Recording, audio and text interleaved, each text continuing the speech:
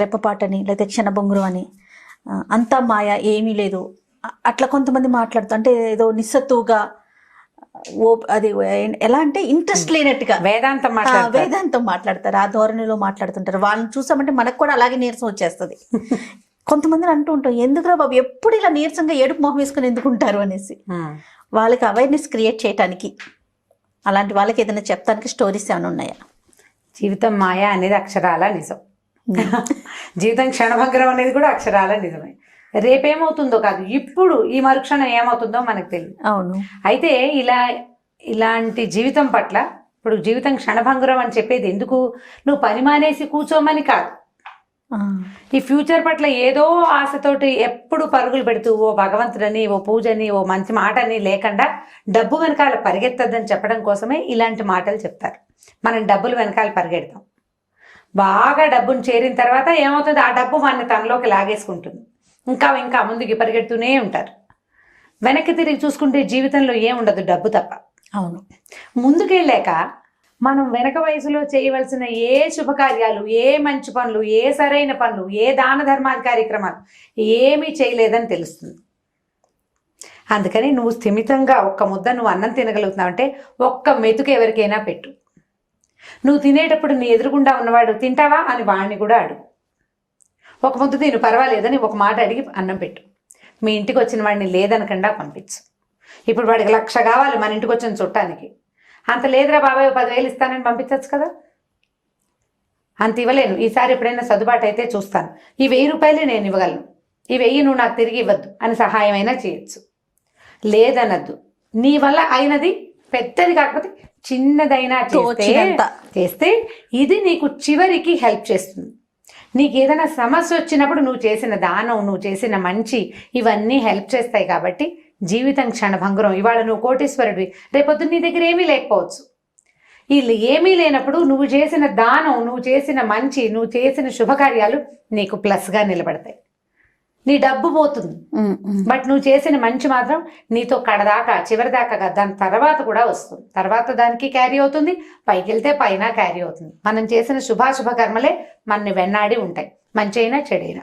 అందుకని మంచి చేయించడం కోసం ఏం చెప్తారంటే, ఇది వేదాంతం పూర్తిగా నిజమే, జగన్ మిథ్య అనేది అందులో ఏ అనుమానం లేదు.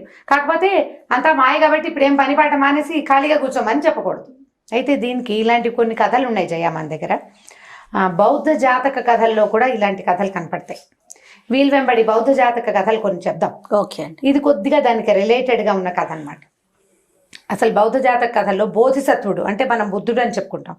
బోధిసత్వుడు చాలా జన్మలెత్తాడని ఒక తర్వాత కాలంలో ఆయన బోధిసత్వుడు ఓసారి ఓ ఎద్దుగా పుట్టాడు, ఒక గిత్తగా, ఆ తర్వాత జన్మలో ఒక గుర్రంగా పుట్టాడు. అలాంటి కథలు కూడా పాత చందమామ కథల్లో కనపడతాయి. ఓకే. బోధిసత్వుడు ఎలా పుట్టాడు, ఒక్కొక్క రాజ్యంలోనూ ఆ రాజుల్ని ఆయన ఎట్లా మార్చాడు అనేది చూపిస్తాడు. ఓకే. వ్యక్తుల్ని మార్చాడు, తన పరిసరాల్లో ఉన్న వ్యక్తులకి మంచి బుద్ధి వచ్చేలాగా చేశాడని, ఆయన ఇలా ఒక్కొక్క జన్మ ఎత్తుతూ క్రమంగా కైవల్యాన్ని చేరాడని చెప్తాడు. అయితే జాతక కథలకి రిలేటెడ్గా ఓ కథ చెప్తాం. ఒక ఊళ్ళో కోటీశ్వరుడు అని ఒక ఆయన ఉన్నాడు. ఆయన పేరు కోటీశ్వరుడు. మొదట్లో ఏమీ లేదు, చాలా కష్టపడి సంపాదించి ఎంతో సంపాదించాడు. బాగా కోటీశ్వరుడు నిజంగానే కోట్లకి పడగలెత్తాడు. అయితే ఏమిటంటే ఏం చేశాడు, తనతో పాటు తన బంధువర్గాన్ని కూడా బాగా ఒక 150 మందిని చేర్చాడు. కజిన్స్ అని, వాళ్ళని, బాబాయ్ పిల్లలు, మామయ్య పిల్లలు, అత్తయ్య పిల్లలు, వేలు విడిచిన మేనత్త పిల్లలు, ఎవరో తలచాడిన ఆవిడ భార్య భర్త పోయారు, పిల్లలు ఉండిపోతే ఆ పిల్లల్ని తెచ్చి తన ఇంటి దగ్గర పెంచి తామర తంపరగా బోల్డ్ అంత కుటుంబం.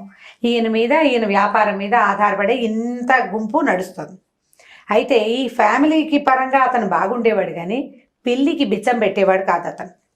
బయట వాళ్ళు ఎవరైనా వస్తే ఆయనకి ఇష్టం ఉండేది కాదు, తన కుటుంబం వరకు బాగా చూసుకునేవాడు.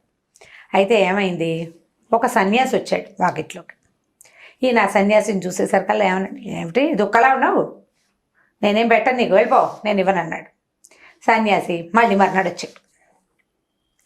మనిషివి కదా, ఎన్నిసార్లు చెప్పాలి నీకు, నువ్వు ఇక్కడికి రావద్దు, నేను నీకేమి ఇవ్వనన్నాడు. ఇలా రోజులు గడిచిన కొందికి ఆ సన్యాసి వస్తూనే ఉన్నాడు, ఈ కోటీశ్వరుడు తిడుతూనే ఉన్నాడు. ఈ చుట్టాలందరూ అనేవాళ్ళు, ఎందుకు బాబాయ్ అట్లా తిడతావు, ఆయన ఏమన్నా తెప్పిస్తాడో ఏమిటో. అంటే పిలిసేపాలకి ఏమవుతుంది, వీడికి అంత మహత్తుంటే మళ్ళీ మన దగ్గరికి ఎందుకు వస్తాడని ఆయన రూపాయి ఇచ్చేవాడు కాదు, ఏమీ పెట్టేవాడు కాదు. ఒకరోజు ఏమైంది, ఈ సన్యాసి ఇవాళ నీ దగ్గర స్వయం పాకం తీసుకునే వెళ్తా ఇక్కడి నుంచి, లేకపోతే చచ్చిన వెళ్ళం అని చెప్పి వాకిట్లో హాస్పిటల్ వేసుకుని కూర్చున్నాడు, పద్మాసనం వేసుకుని జపం చేసుకుంటున్నాడు. ఈయన ఏం చేశాడు, ఆ తలుపు ముయించేశాడు, వాకిలి తలుపు. ఇంకో పక్క నుంచి తిరగడం మొదలుపెట్టాడు. నీకు అంత మొండితనం అయితే, ఇప్పుడు లేనివాడివి నేను ఇస్తే పుచ్చుకోవాల్సిన వాడివి, నీకంత మొండితనం అయితే ఇవ్వగలిగిన వాడికి నాకెంత మొండితనం ఉండాలి. అలా మొండికెత్తి అతను ఏమన్నాడు, తలుపులు మూయించేసి ఇంకో పక్క నుంచి తిరగటం మొదలుపెట్టాడు. అయితే ఏమైంది, ఒకరోజు ఒక 6 నెలలకి వరకు ఈ సన్యాసి కనపడలా. ఈయన మర్నాడు ఏమనుకున్నాడంటే, నేను ఇక్కడ కూర్చున్న సన్యాసి పడిపోయాడో, స్పృహ పడిపోయాడో, ఏమైపోయాడో అనుకున్నాడు. కానీ సన్యాసి లేడు. అయితే అక్కడ ఒక కాగితం రాశాడు, 6 నెలల తర్వాత వస్తానని పెట్టాడు. సరిగ్గా 6 నెలల తర్వాత ఈ సన్యాసి మళ్ళీ వచ్చాడు.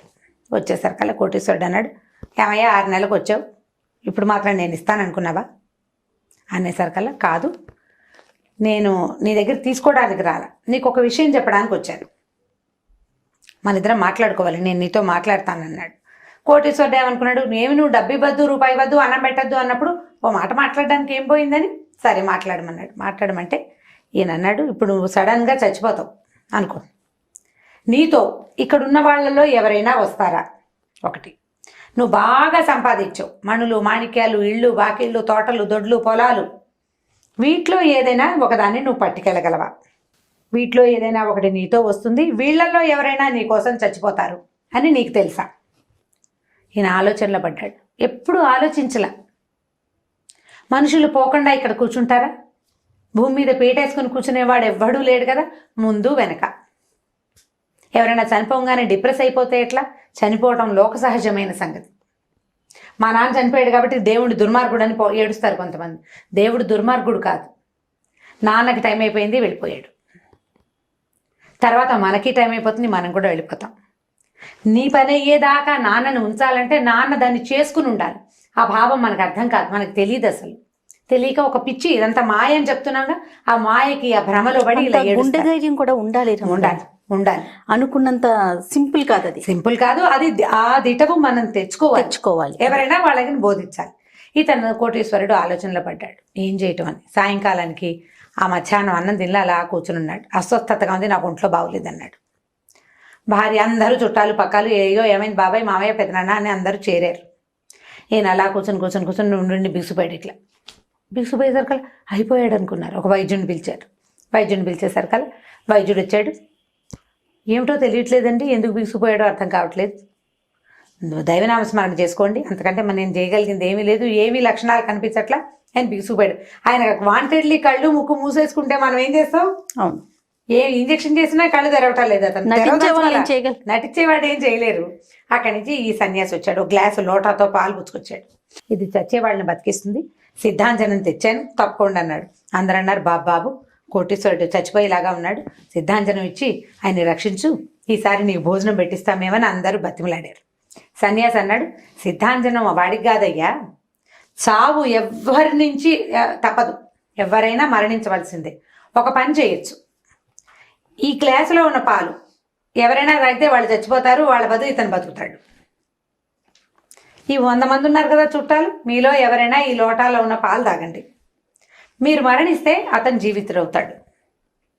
అనగానే ఎవరు తీసుకుంటారు? గ్లాసు ఎవ్వరూ తీసుకోవాలి.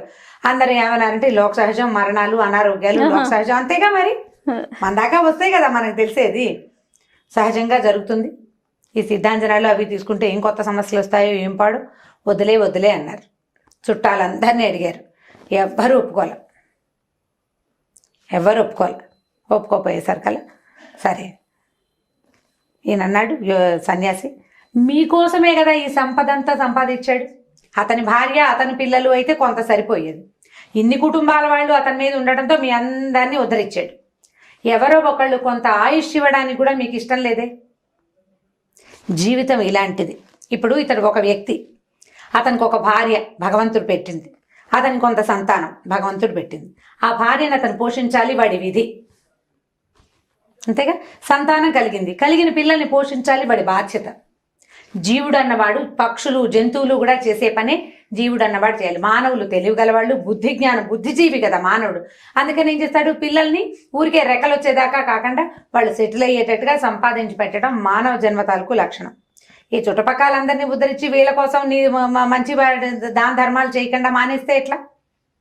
కాబట్టి ఇది కరెక్ట్ కాదు అనగానే ఈయన లేచి కూర్చున్నాడు కోటేశ్వరుడు. బాబు బుద్ధి వచ్చింది, 100 మంది చుట్టాలని పోషించడం కోసం నేను దాన ధర్మాలు చేయలేదు, వీళ్ళకి చేస్తున్నాను, అదే దాన ధర్మం అనుకున్నాను. నీడీ పీపుల్కి చేసేది దానం. కడుపు నిండిన వాడికి నువ్వు ఎంత డబ్బు పోస్తే నీకు నీ పుణ్యం కింద వస్తుంది అది. మొత్తం ఈ 100 మంది చుట్టాలని తగిలేసాడు అతను. తగిలేసి సన్యాసికి భోజనం పెట్టి, అయ్యా నువ్వు నా గురువి, ఇంకొకసారి ఎప్పుడు ఇలాంటి పొరపాటు చేయను, వాకిట్లోకి వచ్చిన అతిథి అభ్యాగతుల్ని తూలనాడడం ఇంకెప్పుడు చేయనని దండం పెట్టాడు. తన భార్య తన పిల్లల్ని చూసుకుంటూ ఏం చేశాడు, ఈ ఆస్తి అంతా పిల్లలకు అప్పచెప్పేసి కాశీ రామేశ్వర యాత్రలు చేస్తూ శేష జీవితాన్ని భగవత్ సేవలో గడిపాడు. ఇప్పుడు కొంత వయసు వరకు వ్యక్తులు సంపాదించాలి, తర్వాత పారమార్థిక జీవితం, దీని తర్వాత ఉన్నది ఏమిటి అనే దాని మీద ఆలోచన చేయాలి, దానికి తగినట్టుగా ప్రవర్తించాలి. నీకు జ్ఞానం ఉంది, దాన్ని పంచు. నీకు ఒక విషయం తెలుసు, దాన్ని నలుగురికి చెప్పు. నీ దగ్గర 10 రూపాయలు ఉన్నాయి, నువ్వు ఒక 4 రూపాయలు ఉంచుకో, మిగిలింది దానం చేయి. వలసిన సహాయం చేయటం, అవన్నీ నీకు హెల్ప్ చేస్తాయి, నీ తర్వాత ఉన్న తరాల వాళ్ళకు కూడా హెల్ప్ చేస్తాయి. ఇలాంటి కథలు ఎన్ని మనకి భారతంలో, భాగవతంలో, ఈ తర్వాత ఈ జాతక కథల్లో, పురాతనమైన పురాణాలు వాట్లలో ఇతిహాసాల్లో కూడా అన్ని ధర్మ సంబంధమైన కథలే. దానం చేసినవాడు, ధర్మం చేసినవాడు, తన నియమాన్ని తప్పనివాడు, వీళ్ళందరూ దేవుడికి ప్రీతిని కలిగిస్తారని, వీళ్ళ వల్లే లోకం ముందుకెళ్తుందని ఎన్ని కథలో చెప్తారు. వీళ్ళందరికీ లోకం మాయే. ఎవరైనా రేపొద్దున బయటికి వెళ్ళిపోవాల్సిన వాళ్ళే. ఈ వెళ్ళిపోవాల్సిన వ్యక్తులు మంచి ఏదైనా చేసుకుని వెళ్ళాలి. చిన్ని నా బొజ్జకి శ్రీరామ రక్ష అని నా పొట్టే నింపుకుంటానని, నా వాళ్ళనే చూస్తానని అనకుండా లోకాన్ని కూడా కొంత ఉద్ధరించి, లోకానికి కూడా కొంత సేవ చేస్తే, కొంత మంచి పని చేస్తే జీవితం ప్రశాంతంగా ముందుకెళ్తుంది. తర్వాత తరాలు కూడా నేర్చుకుంటాయి దాన్ని. ఇప్పుడు తండ్రులు పిసినారితనం అయితే పిల్లలు కూడా అదే కదా వస్తుంది. డౌటే లేదు. వాళ్ళకి మంచి లక్షణాలు ఎలా వస్తాయి? అసలు మన దగ్గర మంచి ఉంటేనే పిల్లలకి రావటంలా ఇవాళ రేపు. మన దగ్గర చెడు ఉంటే ఇంకా మంచి వచ్చే అవకాశం లేదు. ఇలాంటి కథలు కూడా చెప్పచ్చు. ఇవి మనకి జాతక కథలు చెప్దాం అనుకున్నాం కదా, ఈసారి చూస్తాను. ఆ సిరీస్ మొత్తం దొరికించుకున్నాకే చెప్తాను. తప్పకుండా అండి. ఓకే రమ్మ గారు, ఇంకొక స్టోరీతో కలుద్దాం. తప్పకుండా చేయాలి. ఈ వీడియో కనుక మీకు నచ్చిన